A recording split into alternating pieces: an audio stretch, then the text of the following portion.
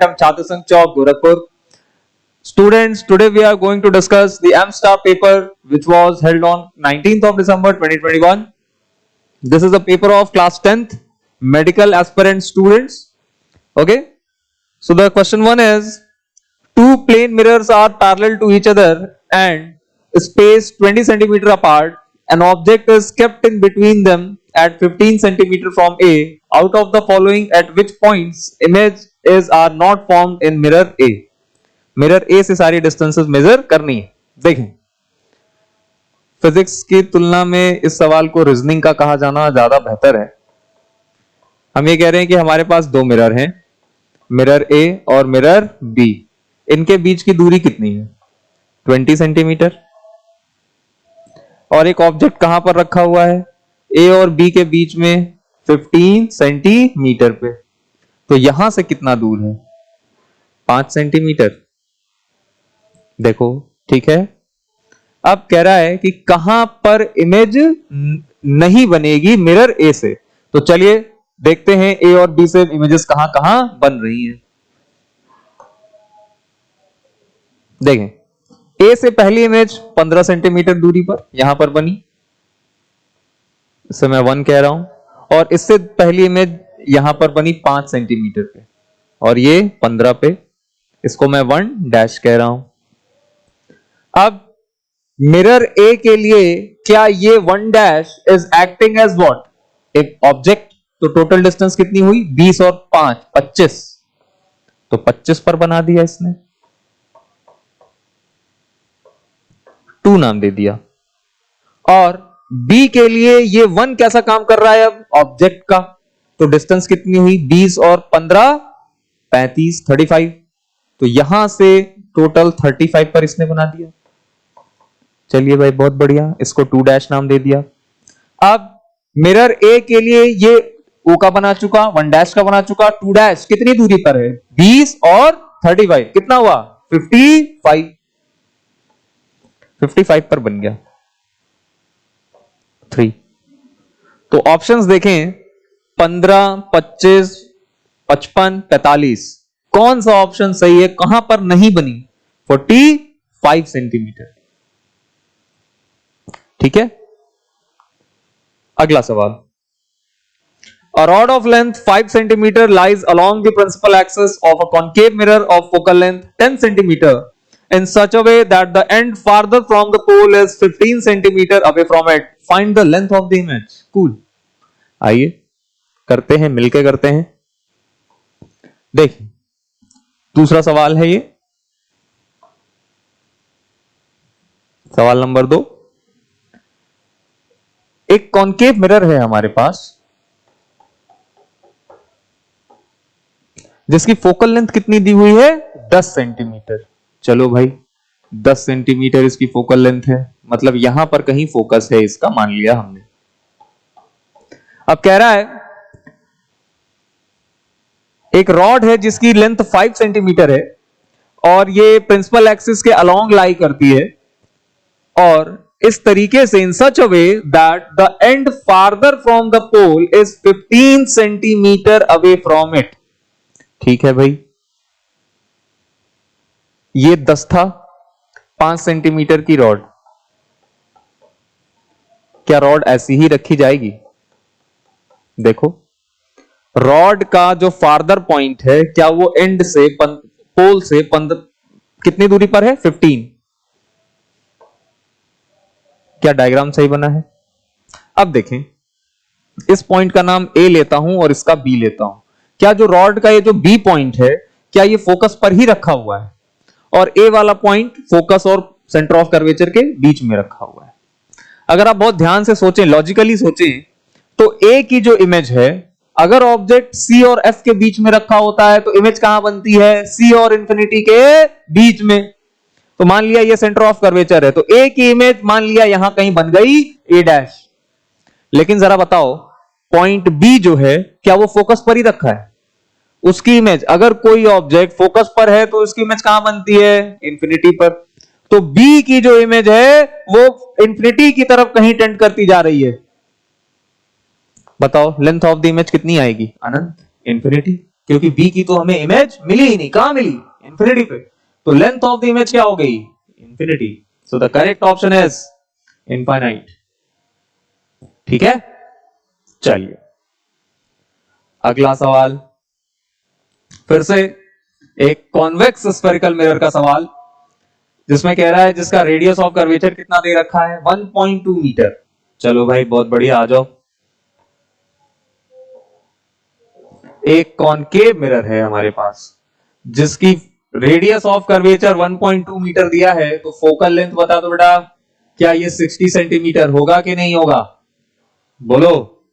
ठीक है, फिर कह रहा है how far away from the mirror is an object of height 1.2 centimetre if the distance between its virtual image and the mirror is 0.35 metre. एक बात बताओ, एक रियल ऑब्जेक्ट की कैसी इमेज बनाता है कॉन्वेक्स मिरर, वर्चुअल। अगर वर्चुअल इमेज है तो मिरर के आगे बनी है कि मिरर के पीछे, मिरर के पीछे। ये रहा इमेज, मान लेते हैं ये इमेज है, कितनी दूरी, 35 सेंटीमीटर। क्लियर।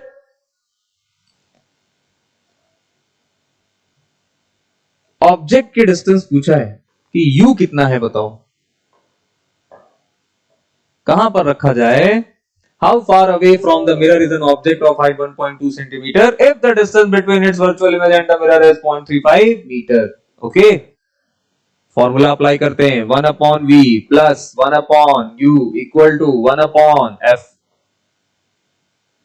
v का वैल्यू 1 upon u should be equal to 1 upon f, क्या ले लें, plus minus, plus 1 upon v इधर गया तो माइनस हुआ, बोलो, और v का वैल्यू क्या ले लें, प्लस, क्योंकि मिरर के पीछे है, तो ये हो गया 35। जब आप इस इक्वेशन को सॉल्व करेंगे you will be getting u as -84 centimetre. इसका मतलब ऑब्जेक्ट कहां पर रखा हुआ है, 84 सेंटीमीटर पे। और इन केस ऑफ मिरर्स हमें पता है magnification is minus of v by u, that is equal to height of image upon height of object. Minus लगाया, v का वैल्यू 35, u का वैल्यू कितना है 84, माइनस के साथ is equal to height of image बतानी है, हाइट ऑफ ऑब्जेक्ट कितना दिया हुआ है, हाइट ऑफ ऑब्जेक्ट कितना दिया हुआ है 1.2 सेंटीमीटर। इसे सॉल्व करोगे तो हाइट ऑफ इमेज निकल करके आएगी 0.5 सेंटीमीटर। ठीक है, तो मैथ्स पार्ट मैंने नहीं सॉल्व किया है, यहां पर इक्वेशन मैंने लिख दी है, आसान सी कैलकुलेशन है जिसे आप खुद से कर सकते हैं। ठीक है, चलिए, तो करेक्ट ऑप्शन क्या आ गया, 84 सेंटीमीटर एंड 0.5 सेंटीमीटर। कूल। चलिए अगले सवाल की तरफ बढ़ते हैं।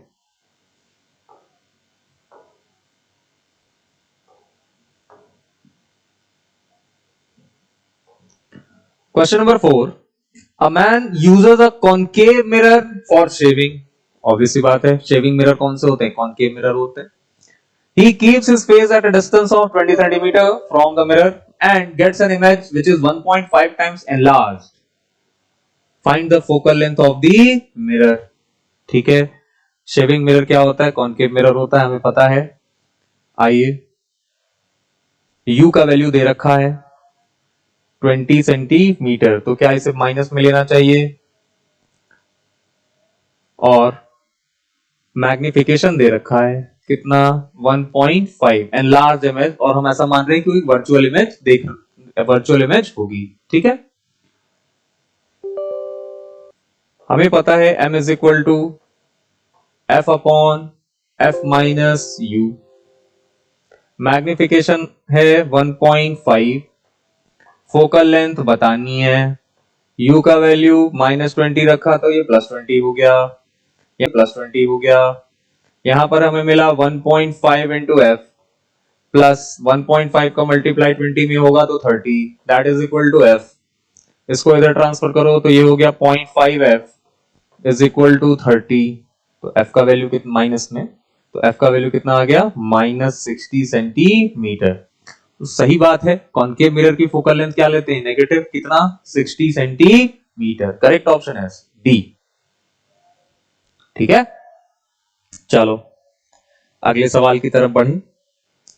सवाल number 5, the wavelength of light in vacuum is 6000 angstrom and in a medium it is 4000 angstrom, the refractive index of the medium is. आसान सा सवाल, देखें हमें पता है रिफ्रैक्टिव इंडेक्स म्यू, क्या ये c बाई वी होता है, speed of light in vacuum divided by speed of light in that medium. और क्या जो लाइट है वो वेव ही तो है, और वेव की स्पीड, उसकी फ्रीक्वेंसी और वेवलेंथ में रिलेशन हमें पता है, that v is equal to f into lambda, v equal to f into lambda. तो क्या हम यहां से लिख सकते हैं लैम्डा 1 अपॉन लैम्डा 2। क्लियर, ये वैक्यूम के लिए हो गया, ये उस मीडियम के लिए हो गया। लिख देता हूं f इंटू लैम्डा 1 किया, f इंटू लैम्डा 2 किया। रिफ्रैक्शन पर क्या नहीं बदलता है, फ्रीक्वेंसी। अगर लाइट रे एक मीडियम से दूसरे मीडियम में जा रही है तो रिफ्रैक्शन होने पर क्या नहीं बदलता है, फ्रीक्वेंसी। ठीक है, आ जाओ भाई, तो म्यू बताना है। लैम्डा 1 कितना दे रखा है, 6000 एंगस्ट्रॉम वैक्यूम के लिए, और लैम्डा 2 कितना दे रखा है, 4000 एंगस्ट्रॉम उस मीडियम के लिए। आंसर बोलो 1.5। क्लियर, ठीक। अगला सवाल थोड़ा सा कैलकुलेटिव सवाल, nothing else. A ray of light passes from vacuum into a medium of refractive index n. If the angle of incidence is twice the angle of refraction, then the angle of incidence is। आ जाओ मिलके करते हैं। कह रहा है कि कोई light रे है, वैक्यूम से किसी मीडियम में जा रही है, ऐसे। क्या this is angle of incidence, this is angle of refraction. Snell's law पढ़ा है, μ1 sin i equal to μ2 sin r। बोलो बोलो, वैक्यूम का रिफ्रैक्टिव इंडेक्स क्या होता है, 1। वैक्यूम का रिफ्रैक्टिव इंडेक्स क्या होता है, 1। तो 1 sin i is equal to, इसका रिफ्रैक्टिव इंडेक्स म्यू है मान लेते हैं। अच्छा, n दिया हुआ है, कोई बात नहीं, n ले लेते हैं। n दिया हुआ है रिफ्रैक्टिव इंडेक्स, तो यहां पर लिखा n sin r। और क्या एक और रिलेशन हमें दिया हुआ है, that angle of incidence is twice the angle of refraction, that i is equal to 2r। बोलो भाई, ठीक है ना, ठीक है। एंगल ऑफ इंसिडेंस की ही बात कर रहा है, तो क्या r बराबर यहां से i बाई 2 है। r बराबर क्या है, i बाई 2। देखें यहां हमने इसको लिखा sine i is equal to n sine i by 2। क्या तुमने साइन 2 थीटा का फॉर्मूला पढ़ा है, sine 2 theta 2 sine theta cos theta. ठीक है ना, यहां पर रख दें, इसको ओपन करें, कैसे लिखेंगे, 2 sine i by 2 into cos i by 2 is equal to n times sine i by 2। इसने इसको मार दिया। देखें ध्यान से, cos i by 2 is equal to कितना आ गया, n अपॉन 2। यहां से i बाई 2 कितना आ गया, cos इनवर्स n बाई 2। तो i कितना आ गया, 2 times cos inverse n by 2। कौन सा ऑप्शन, कौन सा ऑप्शन, ऑप्शन सी। बोलो, कहीं कोई दिक्कत परेशानी समस्या, ठीक है। चलिए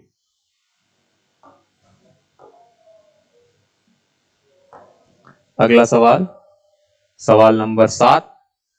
the critical angle of light going from medium A to medium B is theta. The speed of light in medium A is v. The speed of light in the medium B is। Okay, आओ करते हैं। क्या तुमने critical angle को concept पढ़ा हुआ है, एक ऐसा एंगल डेंसर मीडियम में जिसके लिए रेयर मीडियम में रिफ्रैक्टेड रे कैसे जाए, parallel to the medium interface and angle of refraction कितना हो 90 डिग्री। क्लियर? तो ए से बी में जा रहा है तो क्रिटिकल एंगल थीटा सी बराबर थीटा दिया हुआ है, थीटा सी बराबर थीटा दिया हुआ है। कह रहा है the speed of light in medium A is v, the speed of light in medium b is, मान लेते हैं यहां का रिफ्रैक्टिव इंडेक्स n1 है और यहां का रिफ्रैक्टिव इंडेक्स n2 है। ठीक है, हमने लिखा n1 sin थीटा बराबर n2 sin 90 और रिफ्रैक्टिव इंडेक्स क्या होता है c बाई v, तो हमने यहां पर लिखा c by v1 sin theta बराबर c by v2 sin 90, sin 90 कितना होता है 1, sin 90 कितना होता है 1, c ने c को मार दिया, हमारे पास मिला sin थीटा बराबर v1 अपॉन v2। हमें रफ्तार कहां पे चाहिए थी, कहां पे चाहिए थी, the speed of light in medium A is v, दे रखा है, मतलब v1 का वैल्यू कितना दे रखा है v, तो b में पूछा गया है, मतलब v2 पूछा गया है, तो v2 will be equal to what, v upon sine theta. कौन सा ऑप्शन, ऑप्शन ए। ठीक, चलिए अगले सवाल की तरफ बढ़ें। सवाल number 8, a lens behave as a converging lens in air and a diverging lens in water, the refractive index of the material is। ठीक है, तो हमें पता है लेंस मेकर फॉर्मूला जो होता है 1 upon F is equal to mu lens upon mu medium minus 1 another bracket में क्या लिखा जाएगा 1 upon r1 minus 1 upon r2। तो अगर हम कह रहे हैं कि अगर किसी लेंस को एक ऐसे मीडियम में डाल दो जिसका रिफ्रैक्टिव इंडेक्स लेंस के रिफ्रैक्टिव इंडेक्स से क्या हो ज्यादा, तो अगर ये लेंस एयर में कन्वर्जिंग था तो उस मीडियम में क्या हो जाएगा डाइवर्जिंग, इसका बिहेवियर बिल्कुल इंटरचेंज हो जाएगा। तो देखें कह रहा है कि एयर में कन्वर्जिंग था, वाटर में डाइवर्जिंग हो गया, तो कह रहा है refractive index of the material कैसा है, तो जरा ध्यान से देखो, क्या ये 1 से लेकर के 1.33, रिफ्रैक्टिव इंडेक्स ऑफ वाटर क्या होता है 1.33, इसके बीच में ही तो होगा, बोलो, क्योंकि जब उसको वाटर में डालोगे तो वाटर का रिफ्रैक्टिव इंडेक्स लेंस के रिफ्रैक्टिव इंडेक्स से तो ज्यादा होना चाहिए ना, क्या होगा between unity and 1.33।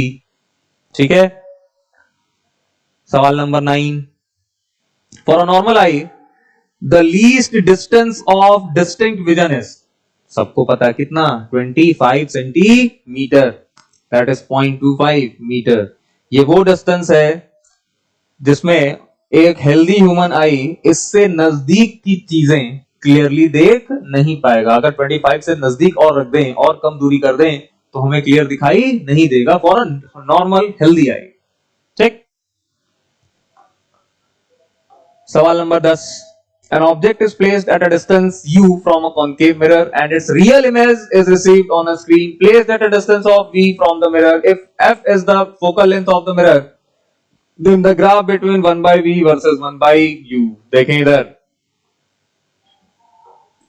Concave mirror की बात की गई है, तो 1 by v plus 1 by u equal to 1 upon f। क्या यहां से आ गया 1 by v is equal to minus के साथ 1 by u plus 1 upon f। Graph किसके किसके बीच है 1 अपॉन v और 1 अपॉन u के बीच में, 1 अपॉन v और 1 अपॉन u के बीच में। इसको ट्रीट कर लें कि ये y है, इसको ट्रीट कर लें कि ये x है, ये कोई एक कांस्टेंट है c, क्या ये कन्वर्ट हो गया y is equal to minus of mx plus c, एक स्ट्रेट लाइन की equation with negative slope and positive intercept. कौन सा ऑप्शन है, ऑप्शन बी। ठीक है ना, चलो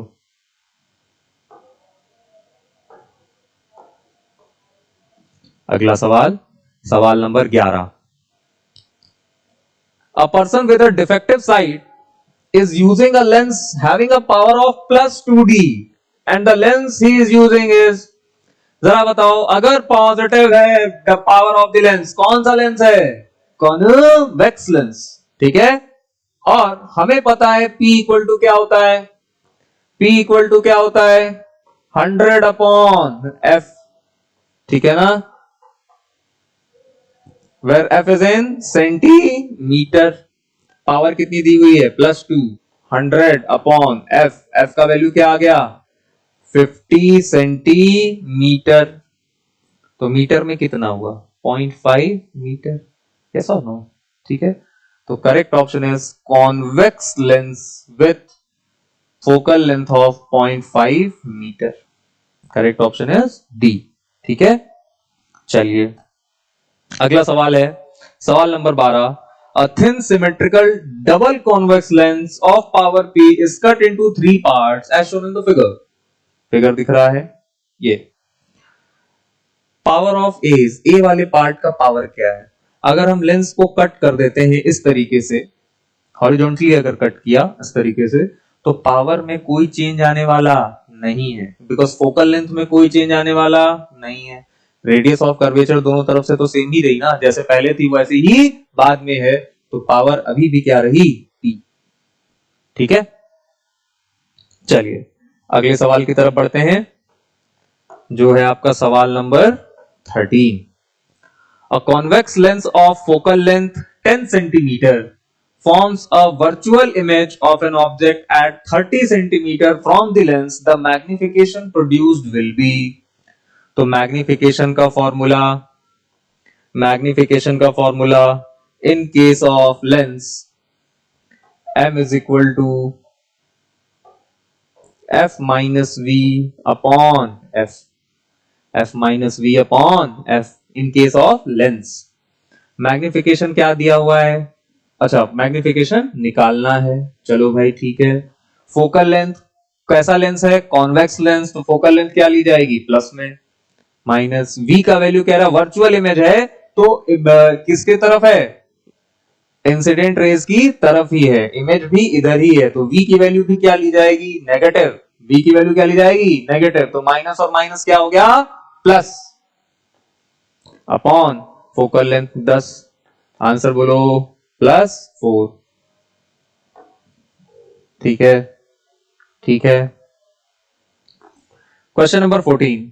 for real extended object, if the image formed by a single lens is inverted, then, okay, कह रहा है कि एक रियल एक्सटेंडेड ऑब्जेक्ट है हमारे पास और इसके जो इमेज बन रही है एक किसी सिंगल लेंस के द्वारा, ये इन्वर्टेड है, तो लेंस, तो इमेज कैसी है, रियल। अगर एक रियल ऑब्जेक्ट है उसकी इमेज इन्वर्टेड है, तो वो कैसी इमेज है, रियल इमेज है। लेंस इज कन्वर्जेंट, हो सकता, बिल्कुल सही बात है। इमेज इज आइदर डिमिनिश्ड और एनलार्ज, ये भी बिल्कुल सही बात है। क्या एक कॉन्वेक्स लेंस डिमिनिश्ड इमेज भी बनाता है और एनलार्ज इमेज भी बनाता है, रियल इमेज, क्या समझो, ठीक है। तो कौन सा ऑप्शन सही होगा, ऑप्शन डी, सभी के सभी ऑप्शन सही है, क्लियर। चलिए सवाल नंबर 15, I guess it is the last question of your paper. Why is refractive index of any transparent medium other than air greater than 1? किसी भी ट्रांसपेरेंट मीडियम का रिफ्रैक्टिव इंडेक्स एयर को छोड़ करके 1 से ज्यादा क्यों होता है? बिकॉज स्पीड ऑफ लाइट सबसे ज्यादा किसमें होती है, वैक्यूम में। सबसे ज्यादा कहां होती है, वैक्यूम में। और हमें पता है रिफ्रैक्टिव इंडेक्स का फॉर्मूला क्या होता है, C by V, C by V, okay. तो स्पीड ऑफ लाइट वैक्यूम में हमेशा सबसे ज्यादा होगी, किसी भी दूसरे मीडियम में लाइट जाती है तो उसकी रफ्तार वैक्यूम में उसकी जो रफ्तार उससे तो कम ही होगी। तो जो रिफ्रैक्टिव इंडेक्स होता है किसी भी ट्रांसपेरेंट मीडियम का, वो 1 से हमेशा बड़ा होता है। तो करेक्ट ऑप्शन क्या है, because the speed of light in vacuum is always greater than its speed in a transparent medium. Correct option is B. So with this your, that's all for now. Thank you.